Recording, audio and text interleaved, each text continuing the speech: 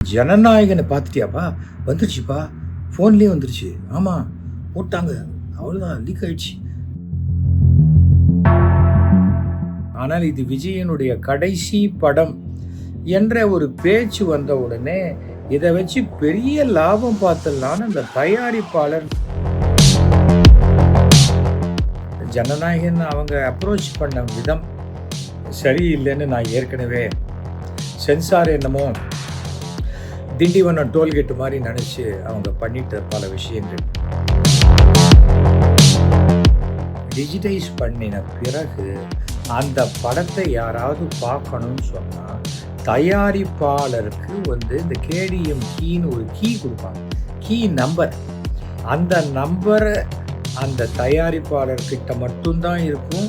இல்லைன்னு சொன்னால் அது அந்த கியூபில் மட்டும்தான் இருக்கும், வேறு யார்கிட்டையும் இருக்காது. படம் வெளியில் வந்துருச்சு. 2 விஷயம் இருக்குது. இதனால் இதை விஜயே வெளியில் விட்டுருக்கலாம். எல்லார் வீட்லேயும் நான் இருக்கேன் அப்படின்னா விஜய் அது எந்த நேரத்தில் சொன்னாரோ தெரியாது. இந்த படம் லீக் ஆகி அத்தனை பேர் வீட்டுக்கும் அவர் ஃப்ரீயாக உள்ளே போயிட்டார். எல்லாருக்கும் வணக்கம். தமிழ் புத்தாண்டு நல்வாழ்த்துக்களை நான் இன்னைக்கு சொல்லிக்கிறேன். பிறக்கப் போகும் தமிழ் புத்தாண்டு அனைத்து செல்வங்களையும், நல்ல விஷயங்களையும், குடும்ப ஒற்றுமையும், தேச ஒற்றுமையும், வெளிநாட்டில் நடக்கக்கூடிய போரெல்லாம் முடிந்து நமக்கு ஒழுங்காக கேஸ் சிலிண்டர் கிடைக்கக்கூடிய காலகட்டமாக மாற வேண்டும் என்று நான் ஆரம்பத்திலேயே எல்லாரையும் வாழ்த்தி கடவுளையும் வேண்டுகிறேன். இப்போது 2 நாளாக எலெக்ஷன் ஃபீவரை விட ஜாஸ்தியாக இருக்கிறது ஜனநாயகனை பார்த்துட்டியாப்பா? வந்துருச்சுப்பா, ஃபோன்லேயே வந்துருச்சு. ஆமாம், போட்டாங்க. அவ்வளோதான், லீக் ஆகிடுச்சு. ஜனநாயகம் லீக் அவுட் ஆகிடுச்சு. நேற்று தான் 6 நிமிஷம் வந்தது, இப்போ ஃபுல் படம் வந்துருச்சுப்பா, சூப்பராக இருக்குதுப்பா அப்படிங்கிற பேச்சு தான் எல்லா லெவல்லையும் இருக்குது. நான் இன்றைக்கி வாக்கிங் போகும்போது காலங்காலத்தால் 6 மணிக்கு ஒரு 3 பசங்க உட்காந்து ஜனநாயகன் பார்த்துட்ருக்காங்க ஃபோனில். என்னப்பா ஜனநாயகன் பார்க்குறீங்க சார்? பார்க்குறீங்களா சார்? புது பிரிண்ட்டு சார் அப்படிங்கிறாங்க. அவங்கள என்ன சொல்ல முடியும்? காரணம் என்னவென்றால் ஜனநாயகன் என்பது ரொம்பவும் எதிர்பார்க்கப்பட்ட ஒரு படம். விஜயினுடைய அரசியல் என்ட்ரி இந்த தேர்தலுக்கு அது மிகப்பெரிய அளவுக்கு கை கொடுக்கும்னு விஜய் நம்பினாரா இல்லையா, இல்லது இந்த தாவக்கால இருக்கிற நிர்வாகிகள் நம்பினாங்களா இல்லையா தெரியாது. ஆனால் இது விஜயனுடைய கடைசி படம் என்ற ஒரு பேச்சு வந்த உடனே இதை வச்சு பெரிய லாபம் பார்த்துடலான்னு அந்த தயாரிப்பாளர் நினச்சிருக்கலாம். அது நியாயமான விஷயந்தான். படம் போட்டவன் பணம் நல்ல லாபம் எடுக்கணும்னு ஆசைப்படல, எந்த தப்பும் கிடையாது. ஆனால் ஜனநாயகனுக்கு உண்டான அந்த தடங்கல்கள்லாம் ஏற்பட்டது. அதுக்கு காரணம் ஜனநாயகன் அவங்க அப்ரோச் பண்ண விதம் சரியில்லைன்னு நான் ஏற்கனவே சென்சார் என்னமோ திண்டிவனம் டோல்கேட்டு மாதிரி நினச்சி அவங்க பண்ணிட்ட பல விஷயங்கள் இருக்கலாம். அதுக்கு மேலே எனக்கு அது சொல்ல தெரியல.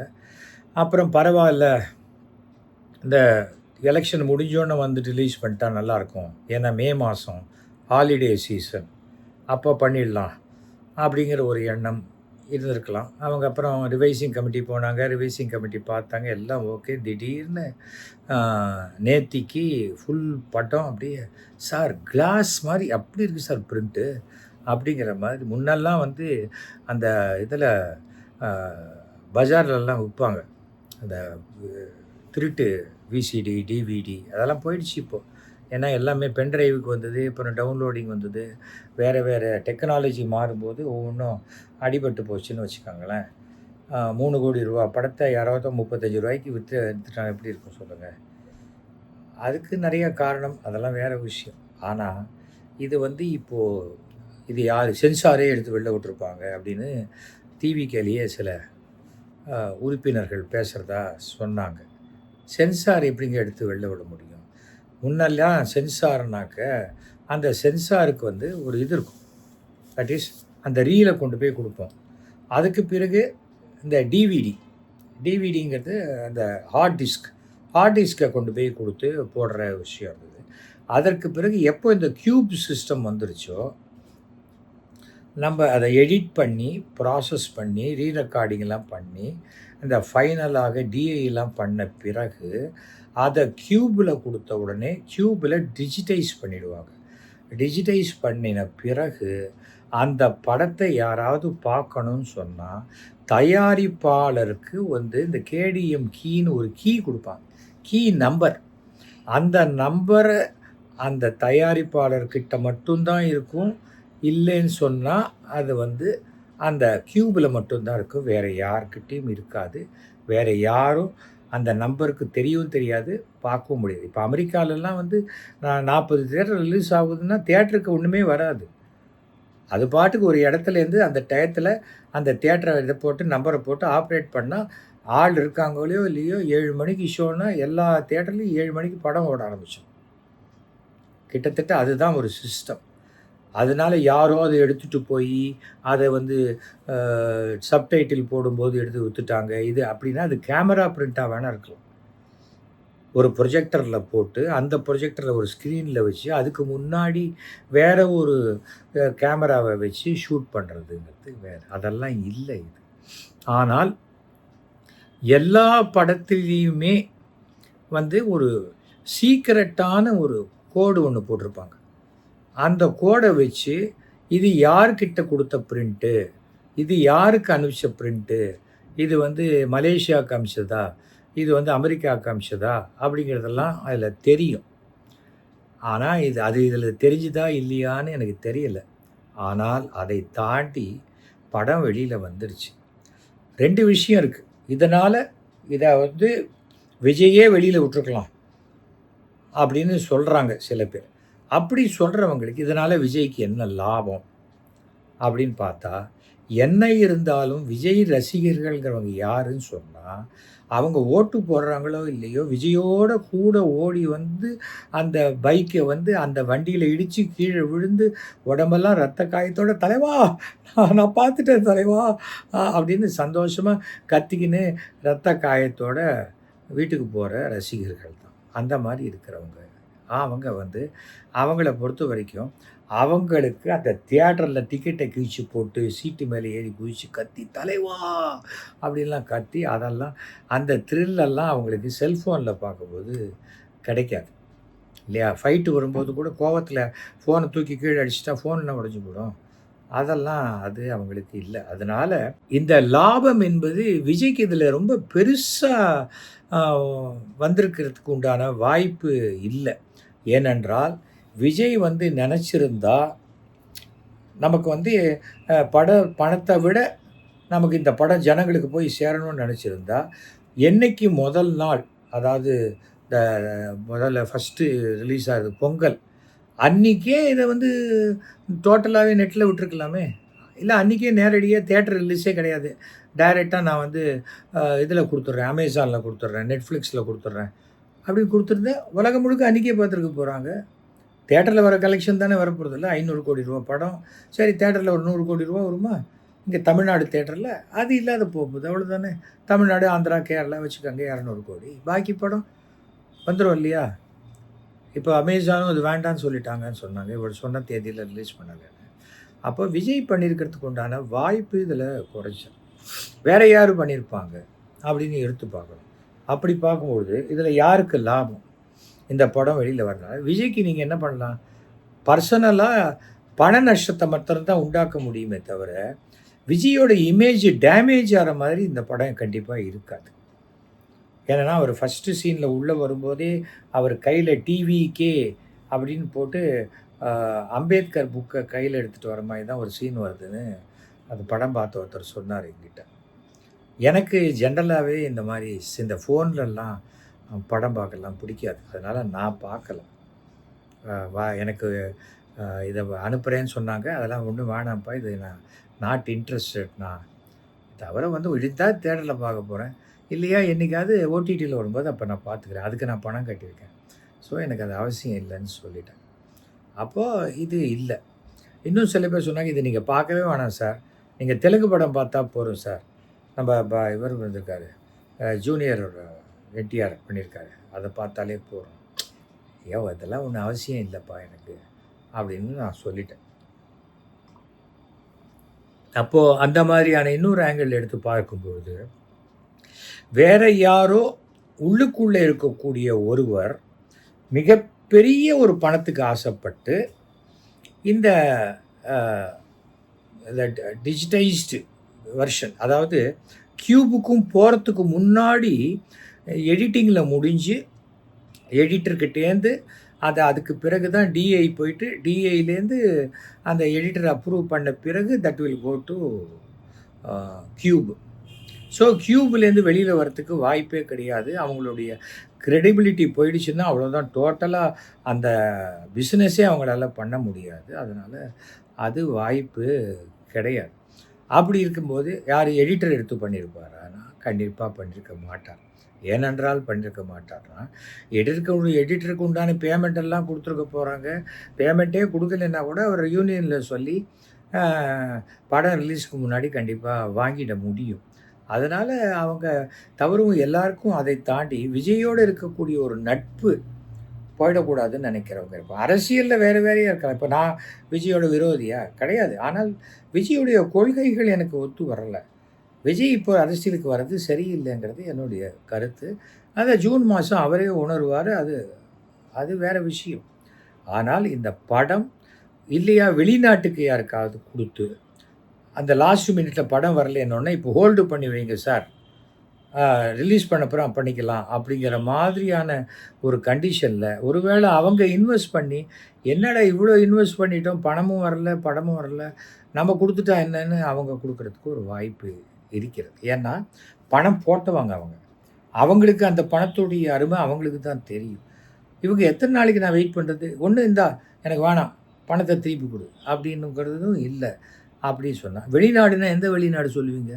Singapore, Malaysia, Sri Lanka, Australia, America, Canada, அப்புறம் யுஏஇ. இப்போ யுஏஇயில் இருக்கிற பிரச்சனையில் இதெல்லாம் போய் அவங்க பண்ணுவாங்களான்னு தெரியாது. ஏன்னா அவங்களுக்கே அன்றைக்கி ஷோ நடக்குமா நடக்காதா, எப்படி இருக்கும், ஈரான் பிரச்சனை என்ன அப்படிங்கிற அளவுக்கு அவங்க இருக்கிறாங்க. ஸோ அதுவுலேயும் எனக்கு தெரியல. அப்படியெல்லாம் இருந்தால் கூட அதை நாம் இங்கேருந்து கண்ட்ரோல் பண்ண முடியாது. தவிர இது கூகுள் டிரைவ்லேயே வந்திருக்கு. கூகுள் டிரைவில் வந்திருக்குன்னு சொன்னால் கூகுள் டிரைவில் இவங்களே ஸ்டாப் பண்ண முடியுமே, இது என்னுடைய காப்பிரைட்டு அப்படின்னு சொல்லி ப்ரொடியூசரே ஸ்டாப் பண்ண முடியும். ஆக்சுவலாக ப்ரொடியூசர் இன்றைக்கி சிரஞ்சீவியை வச்சு ஒரு படம் பூஜை போடுறதா இருந்தாராம் இந்த படத்துடைய ப்ரொடியூசர்.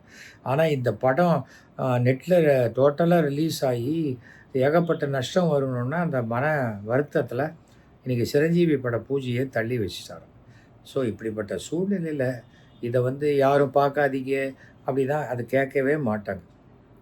பார்க்காதீங்க, மேலேருந்து ஹெலிகாப்டர்லேருந்து ரூபா நோட்டாக விழுதுன்னா ஐயோ யாரும் எடுக்காதீங்கப்பா அப்படின்னா யார் கேட்பாங்க? அது கேட்க மாட்டாங்க. ஏன்னா அது மனித மனம். நம்மளே ஒரு ஷோவுக்கு டிக்கெட் வாங்குவோம், அடுத்த ஷோ தான் போகிறோம். ஆனால் அதுக்கு முந்தின ஷோவில் கிளைமேக்ஸ் சீன் நடக்கும்போது யாராவது ஒரு கதவை திறந்து வந்தால் அப்படியே எட்டி பார்ப்போம். எதுக்கு? அடுத்த படம் ஷோ தான் பார்க்க போகிறீங்க, அதுக்கு தான் சீட்டு வேலை இருக்குது, உங்களுக்கு நல்ல இடம் கொடுத்துருக்காங்க, ஏசியில் உட்கார போகிறீங்க, அப்படி எட்டி பார்க்கணும். அதான் மனசு அந்த மனசை மாற்ற முடியாது. அதனால் இதனால் ஏற்படக்கூடிய நஷ்டத்தை அந்த தயாரிப்பாளர் தாங்கி கொடுத்தான் ஆக வேண்டும். சிசிடிவிலாம் என்ன பண்ணணும்னா குற்றம் என்ன நடந்ததுன்னு காமிக்குமே தவிர, குற்றவாளியை காமிக்குமே தவிர, குற்றவாளியை ஓடி போய் அது பிடிச்சி கொடுக்காது, குற்றவாளிக்கு அது தண்டனை வாங்கி கொடுக்காது. அந்த மாதிரி தான் இதே ஆக மொத்தம் நடந்து போச்சு. இதே அவருக்கு இந்த கிரகப்பயிற்சி சூழ்நிலையாக இருக்கலாம், என்னவாக இருக்கலாம்.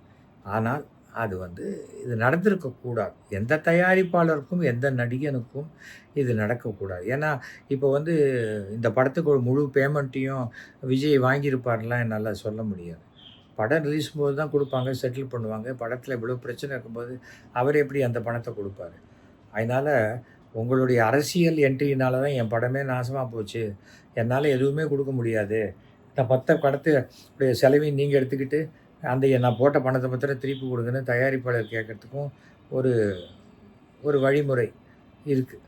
அதனால் ஒரே ஒரு விஷயம், இது நடந்திருக்கக்கூடாது, ஆனால் நடந்துருச்சு. பார்க்குறவங்கள யாரையும் தடுக்க முடியாது. அவன் ஃபோனுக்கு வருதுன்னா பார்த்துட்டு அவன் எரேஸ் பண்ணிட்டு போகிறான்.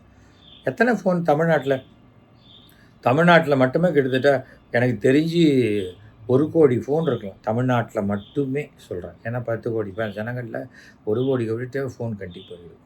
அந்த 1,00,00,000 பேரில் கிட்டத்தட்ட ஒரு 40,00,000 50,00,000 பேராவது பார்த்துருப்பாங்க. தமிழ்நாடே எப்படின்னா ஆந்திரா, கர்நாடகா, கேரளா, இவனுக்கு தெரிஞ்ச உறவுக்காரன், இவனுக்கு தெரிஞ்ச ஃப்ரெண்ட்ஸு, அந்த ஸ்டேட்டு ஃப்ரெண்டு, அந்த ஆஃபீஸ் ஃப்ரெண்டு, அத்தனை பேருக்கும் டடன்னு அடித்து தள்ளியிருப்பாங்க. ஏன்னா வாட்ஸ்அப்பில் தான் வருதாமே அது. அது ஒரு ஒன் 1 ஜிபியோ ஏதோ ஒன்று வருது போல இருக்குது. அது மாதிரி வந்ததுன்னா அதை ஒரு டவுன்லோட் பண்ண ஒரு பென் ட்ரைவ்லேயே டவுன்லோட் பண்ணி வச்சுட்டா அவ்வளோதான். நீங்கள் தான் அந்த படத்துக்கு ஓனர், அவ்வளோதான். அப்படியே யாராவது இதை யார் உங்களை கேட்க போகிறாங்க? யாரும் கேட்க மாட்டாங்க. அது அது ஒன்று. இப்போ இந்த டயத்தில் யாருக்கு ஓட்டு போடுறதுன்னு கேட்பாங்களா? இல்லை விஜய் எனக்கு ஓட்டு போடு, எல்லார் வீட்லேயும் நான் இருக்கேன் அப்படின்னா விஜய் அது எந்த நேரத்தில் சொன்னாரோ தெரியாது. இந்த படம் லீக் ஆகி அத்தனை பேர் வீட்டுக்கும் அவர் ஃப்ரீயாக உள்ளே போயிட்டார். பாவம், காசு வந்திருக்கணும், வந்திருக்காது, வரத்துக்கு வாய்ப்பு இல்லை. படம் எப்படி இருக்குது அப்படின்னு 2 3 பேரை கேட்டேன். அவங்க சொன்னாங்க. ஆனால் அதை நான் இங்கே சொல்கிறது நல்லாக இருக்காது. ஏன்னா அது நம்ம வேலை கிடையாது. ஆனால் இப்படிப்பட்ட ஒரு படம், பெரிய முதலீட்டில் போடுற படம் வெளியில் வர்றது தமிழ் இண்டஸ்ட்ரிக்கு நல்லது அல்ல. யாரோ ஒருத்தன் கண்ணு தானே போனால் போட்டோம் அப்படின்னா நாளைக்கு நம்ம கண்ணும் இதே மாதிரி போவதுக்கு உண்டான வாய்ப்புகள் அதிகம். இந்த டெக்னாலஜியில் யார் இதை அனுப்பிச்சான் அப்படின்னு கண்டுபிடிக்க முடியாமல் தண்டிக்கப்பட முடியவில்லை என்றால் இதற்கு பிறகு யாருக்கு இது நடந்தாலும் அதுவும் கண்டுபிடிக்கப்பட முடியாது. இது மாதிரி நடக்காமல் இருக்கிறது நல்லது. யாரோ ஒருத்தர் இது நான் பார்க்குறவன் இப்போ இதெல்லாம் நமக்கு வேணாம்ப்பா, தியேட்டர்லேயே போய் பார்த்துக்கலான்னு நினைக்கிறவங்க பார்ப்பாங்க. விஜயோடைய ரசிகர்கள் அவங்க தியேட்டரில் போய் பார்க்குறத தான் விருப்பப்படுவாங்கங்கிறது என்னுடைய கணிப்பு. இருந்தாலும் முன்னாடியே வராத படத்தையே முன்னாடி பார்க்கக்கூடிய வாய்ப்பு கிடைக்குதே அப்படின்னு பார்த்தாலும் பார்க்கலாம். ஆக மொத்தம் ஜனநாயகன் பார்த்து சந்தோஷப்பட்டவங்களுக்கு என்னுடைய வாழ்த்துக்கள். அதெல்லாம் நான் பார்க்க மாட்டேன்ப்பா, தப்பு அப்படின்னு சொல்கிறவங்களுக்கு என்னுடைய பாராட்டுதல்களையும் நான் தெரிவித்துக் கொள்கிறேன். ஆக மொத்தம் இதில் கேஸெல்லாம் கொடுத்துருக்காங்க. அப்புறம் சைபர் கிரைம்ஸ்லலாம் கொடுத்துருக்காங்கன்றாங்க. எங்கள் வீட்டுக்கு கூட 80 தடவை, நேற்றுக்கு 80வது தடவை எங்கள் வீட்டில் மத்தியானம் கரெக்டாக 1:15 மணிக்கு குண்டு வெடிக்கும்னு சொல்லி, 1:30 மணிக்கு தான் எங்களுக்கு சாப்பாடு போடுவாங்க. கரெக்டாக 1:15 மணிக்கு குண்டு வெடிச்சதுன்னா அப்புறம் எப்படிடா சாப்பிட்றதுன்னு யோசித்தேன். வழக்கப்படி அது சும்மா ஒரு டுபாக்கூர் மெயில்னு வச்சுக்கோங்களேன். அது அப்புறம் பார்த்தா நேற்றுக்கு ரஜினிக்கும் நம்ம தனுஷுக்கும் வந்திருக்கு அப்படிங்கிறாங்க. ரஜினியும் தனுஷும் ஒருத்தர் பார்த்தே ரொம்ப நாளாக இருக்கும். ஆனால் குண்டு வைக்கிறது மட்டும் 2 பேருக்கும் சேர்த்து வைக்கிறேன்னு சொல்லி வைக்கிறான். இது யாரோ ஒருத்தன் பண்ணுறான், ஒரு டார்க் வெப்லேருந்து பண்ணுறான். அது யாராக இருந்தாலும் கண்டுபிடிக்க முடியாத ஒன்று. அமெரிக்கா யாருக்குமே தெரியாத ஒரு ரகசியமான ஒரு விஷயத்தை கண்டுபிடித்து இன்றைக்கி அவர்களாலேயே தடுக்க முடியாத ஒரு வெப்சைட்டாக மாறிவிட்டது அந்த டார்க் ஜோன். அதனால் எப்போதுமே டெக்னாலஜி என்பது தன்வினை தன்னை சுடும் அப்படிங்கிற மாதிரி தான் இருக்குது. ஆக மொத்தம் ஜனநாயகனுடைய கதை இதுதான். ஜனநாயகனுக்குள்ளே என்ன கதை அப்படிங்கிறத தான் நாம் பேசினோம். இது ஏன் வெளியில் வந்தது, எப்படி வந்ததுன்னு எல்லாருமே யோசிப்போமே. நான் மட்டுமே யோசித்து சொல்லிகிட்டு இருக்க முடியுமா? ஆனால் இதில் சென்சார் காரணம்னு சொல்கிறதெல்லாம் ஏற்றுக்கொள்ளவே முடியாது. சென்சார்லாம் இதை செய்யவே மாட்டாங்க, அவங்களால செய்யவும் முடியாது. அதை ரொம்ப தெளிவாக தெரிஞ்சுக்கணும். அந்த ஷோ முடிஞ்ச உடனே அந்த இது எரேஸ் ஆகிடும். அதுக்கப்புறம் நினச்சா கூட அவங்களால அந்த ப்ரொஜெக்டரில் போட்டால் ஆன் ஆகாது. இதை ஃபஸ்ட்டு ஏன்னா சென்சார் பார்க்கணுன்னா கூட அந்த சென்சாருக்கு அந்த தியேட்டருக்கு நம்ம ப்ரொடியூசர் பணம் கட்டி ப்ரொடியூசர் தான் இந்த கீவேர்டை கொடுத்தா தான் அது ஓப்பன் ஆகும் க்யூப்பில். அதனால் சென்சார் மேலே ஒன்று தயாரிப்பாளரே கொடுக்கணும், இல்லையா வெள்ளுக்குள்ளே இருக்கிற யாராவது கொடுக்கணும், இல்லையா பொறாமை பிடிச்சி வேறு யாராவது உள்ளுக்குள்ளே இருக்கிறவங்கள விலைக்கு வாங்கி இதை பண்ணியிருக்கணும். அதை தவிர வேறு வாய்ப்பே கிடையாது. இன்னொரு முக்கியமான ஒரு விஷயம், ஆதவ் அர்ஜுனா அவர் சொல்லியிருக்காரு, இது திமுகவுடைய சதி அப்படின்னு இருக்காரு. போகிற போக்கில் பார்த்தா இந்த டிவிகேல யாருக்கு பாத்ரூம் வரலைன்னாலும் அது திமுக சதி அப்படின்னு சொல்லக்கூடிய அளவுக்கு மனோபாவம் அவங்களுக்கு வந்துடும் நினைக்கிறேன். அது என்னவோ தெரியாது. அ ஆரம்பத்துலேருந்தே இப்படி தான் இருக்காங்க. இது நம்ம நிஜமாவே ஒரு பிரச்சனைன்னா, அந்த பிரச்சனையினுடைய மையக்கரு எது அப்படின்னு பார்த்து அணுகினா, இப்படி வந்து வாய் போன போக்குல வந்து திமுக சதி, திமுக சதி, திமுக தான், திமுக தான், திமுக தான் அப்படின்னா கீழ்ப்பாக்கத்தில தான் போய் உட்காரணும். கடைசியில அப்படிதான் நடக்கும். ஆகவே இதுதான் ஜனநாயகனை பற்றிய என்னுடைய கருத்து. ஓகேயா? அப்படி பேசுவோம். ஒவ்வொரு விஷயங்களாக நம்ம பேசுவோம். ஓகே. அப்புறம் மறந்துடாதீங்க 23ஆம் தேதி நேரா போய் காலையில 7 மணிக்கு போய் ஓட்டு போட்டுருங்க. ஓட்டு போடுவது நம்முடைய கடமை. புரியுதா? மறந்துடாதீங்க. யாருக்கு ஓட்டு போடணும் அப்படிங்கிறத நீங்க தீர்மானிங்க. நானும் சொல்லிட்டேன். ஓகேயா? இதோ பின்னாடியே இருக்காரு. அவருக்கு தான்.